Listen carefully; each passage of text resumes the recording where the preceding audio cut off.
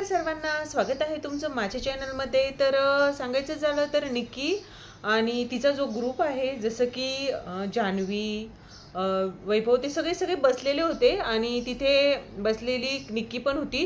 तर सूरज चालला होता तिथनं, तर त्याला बोलले की ये इकडे ये, आणि बोलवलं त्याला आणि सूरज बसला तिथे। तर सूरजला म्हणते तुला कोणी चावी तर नाही लावली, तू माझ्यासोबत बोलत नाहीये। तर हे असं का बोलली ती, तर सर्वांना माहीतच असेल की काल काय झालं होतं। ती बेडवर बसली, ते सूरजनी पाहिलं आणि सूरजनी सर्वांना सांगून दिलं।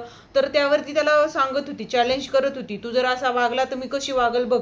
तर तो पण म्हटला तुला वागायचं तसं वागन। त्यानंतर तो बोलतच नव्हता वाटतं तिच्यासोबत। तर तिने बोलवलं आणि बोलायला लागली त्याच्यासोबत। तर तो पण म्हटला की मला राग सहन नाही होत बघा, म्हणजे इथे मला काय बोलायचं ते एक तर सुचतच नाही।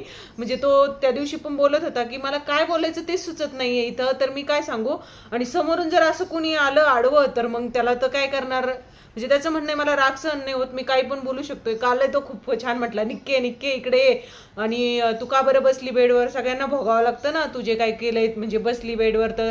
तर अशा प्रकारे सूरज जो आहे तो पुन्हा एकदा रडायला लागला। ते म्हणजे बोलत होता की मला बोलायचं सुचत नाही, मला कळत नाही, मला भीती वाटते बोलायची, मी काय करू, असं तो बोलत होता। तर त्याला सर्व समजून सांगत होते, अरे नाही तू म्हणजे तू बोलशील, बोलायचं शिक, जे येते तुझ्या तोंडात ते बोल तू, म्हणजे असं घाबरू नकोस अजिबात।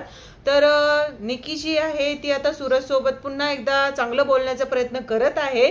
तर सांगायचं झालं तर सूरज जो आहे तो कुणाच्याच ग्रुपमध्ये दिसत नाहीये, जसे की घरामध्ये ग्रुप पडलेले दिसतात ते।